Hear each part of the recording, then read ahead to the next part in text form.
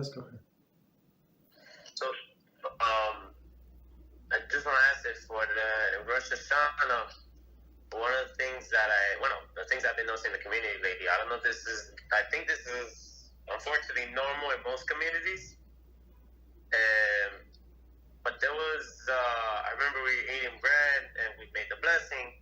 I don't know if the person next to me made he washed his hands or anything. I don't know. But I know when he finished, I just saw him get up and he was about to leave. I was like, oh, I don't know. But I told him, hey, before you leave, because he said he was going to go home. I was like, wait, before you leave, you got to do Birkat Hamazon. Mm-hmm. And to my surprise, he's like, oh, what is that? And I was like, what do you mean? You don't know what is that? Mm-hmm. I was kind of shocked. I was like, let me get you a siddur. Mm-hmm. And he reads Hebrew. I was a little shocked. I was like, oh. I was a little shocked. And I was like, how come nobody's telling him that, he's supposed to do an after blessing?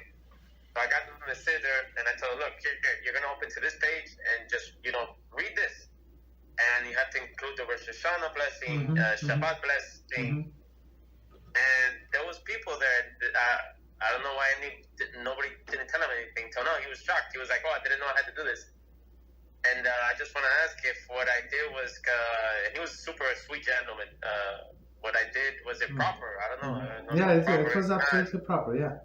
So especially as you said, he did not know. He did know or did not know, or maybe he was pretending. Maybe he was embarrassed, maybe. That's another possibility. That say that he did not know about Birchas Hamazon and now he acts surprised. Maybe yes, maybe no, but you did the right thing. So next time before leave, he would say Birchas Hamazon. You understand? So that's the problem. So we're not allowed to give food. It says clear in Shulchan, you're not allowed to give a food to a person who is not going to say the blessing before or after. Period. Very simple. So of course, if person is poor, he's starving, and maybe he's going to say the blessing, maybe he's not going to say the blessing. It's questionable. That's a different thing. Okay, so we're allowed to give him. But if for sure does not going to say the blessing, or he does not know the blessing, or maybe he would say if you give him the siddur, so that's a different story. So it's not such a simple thing. So these people who invite just anybody because this guy is not poor. It's not like he's starving. He would go home and has a 5-star meal, in a sense. So it's not, so to a person like that, who does not say blessing, you're not allowed to feed. And Rabbi, also, one of the things there was somebody there, and it kind of, it bothered me a little bit. I actually responded to him in a way that he didn't take it offensive, and in a way that I wanted him to answer himself. He got to the topic where he was talking about children, how you should be, in his words, hesed, all hesed to his children. And I was like, wait, what do you mean all hesed? What happens if your child is a very, very, rebellious child? Because, growing up, I come from a family that's Hispanic household, and we're strong. And, I've seen, one thing that we respected our parents, we feared our parents. So if I did something wrong,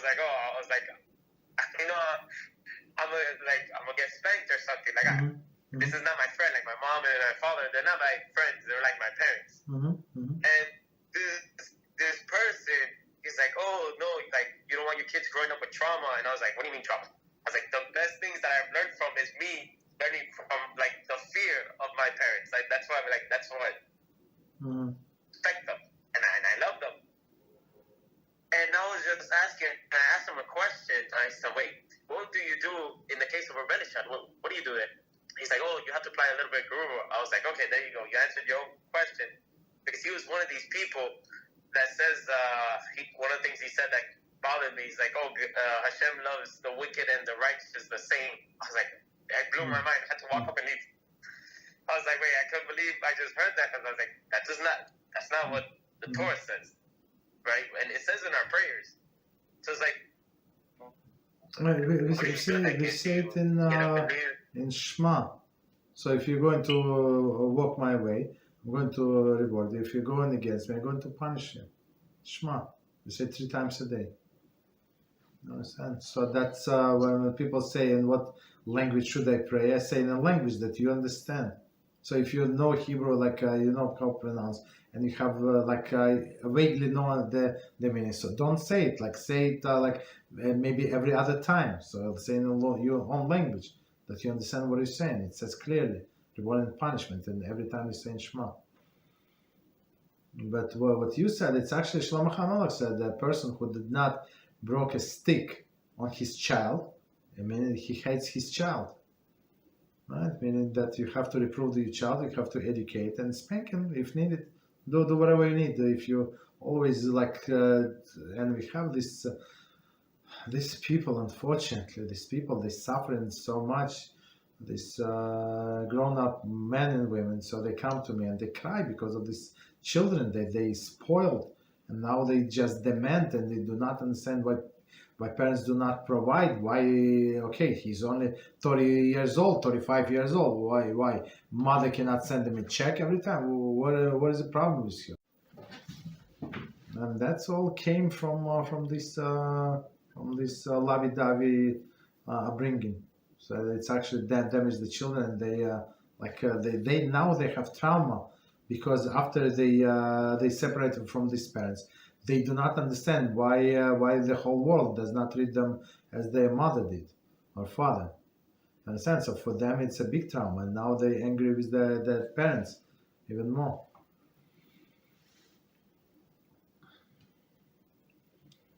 So what else? Thank you, Rabbi. You're welcome. It's a good question. I mean, people do not learn Torah and then they have their own opinion. Are you allowed to give food to non-idol worshiper goyim that will say incorrect brachot? For example, if you're eating and an observant Muslim comes and wants to say Bismillah to Hashem, as he believes it is necessary in Islam, and eat the meal with you in the workplace, what should be done? I didn't get it. So, are you allowed to give a food to a non-Jew if he's going to say the blessing according to his religion? Right? That's the question, and he's a servant or something. So if he's not idol worshiper, so we can give them food. I mean, it should not be our mission in life to give them food, because there are so many Jews that are starving. But if for a peace to promote the peace, yeah, you're allowed to give the food. They're going to say the blessing, whatever the blessing they say, it basically is good. So if it does not pertain to idol, so whether this Muslim, if he says to HaShem a blessing, okay, well, let them say the blessing. So I think they're not obligated. I'm not 100% sure, but I think they're not obligated to say the blessings. But if they do, that's amazing. So basically, the bottom line, yes, you're allowed to give them, especially if they're not idol worship, and if you can, from promotion of peace, you work together. But otherwise, trying to, as we saw in the movie, right? Tell me who your friends are, tell you who you are, or I don't remember what is the name, just that we released just recently. So that's exactly the thing. We're trying to separate from all of these people because they're going to, the food is kosher, this is kosher, but they're going to say whatever they know about this foolish belief that they have. You understand? Or a secular person, maybe he's the sweetest person, but he's going to tell you whatever he knows about the movies, about this, about that. Okay. You understand? So if it's possible to avoid it, so avoid it. May make yourself busy at work. So I cannot take a break. So you go eat, you enjoy, but maybe I'm going to eat later. That's it. So that's what I did in my office. So I mean, in our office there was no standard break time from 12 to 1, let's say, or from 12 to 12:30. There was not people work without breaks, even though breaks were allowed, but nobody took break, and I would go pray. So that's my break would be my mincha, and my learning time. So I would use my break for that, and then I would eat while working. So there is no problem. But other people, they would socialize. They'd go to cafeteria. There are many tables. People sit around the tables and socialize. There was TV in there, so they watch TV and stuff like that. So I never ever sat in with them, never went out with them, even though when somebody was going out or get promotion, he would treat everybody in this restaurant, that restaurant. They say, no, we're going to order you kosher food. I said, I'm very busy, and make yourself, may pretend that work very hard on that day. And then I would, like you said, the sensors. So sensors would be like, so nobody would see it. I would slip through the back door. That's it. So I mean, did they know? Maybe they did, but I do not care. Don't sit with them. Don't have anything to them with them.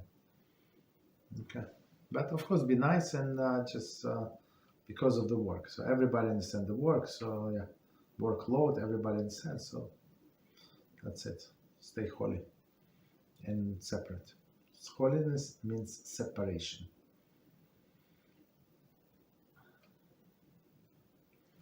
Rabbi. So in regards to this question is, would it be problematic if, let's say, we make a blessing over food? Let's say we're more people with co-workers or anything, and some of them are idol worshippers, and we say a blessing. Is it problematic if one of them says Amen after we say the blessing? There's no problem. I mean, they can send Amen. There's no problem.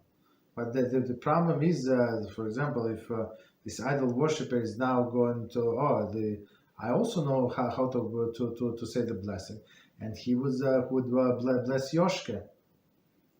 You understand? So you put them, and it says that in Shulchan Aruch, you're not allowed to start a partnership with idol worshipper. Why? Not because they're dishonest people. Why? It could come to a time that there is a dispute, right? And he said, I swear, I did not take, I don't know what happened. I swear to you, I swear in the name of Yoshke that's what it was. And you, Mr. Jew, prompted him, right, to say the blessing in the name of his idol because of you. You understand? So they say not to put yourself in that situation. If possible, don't enter into partnership.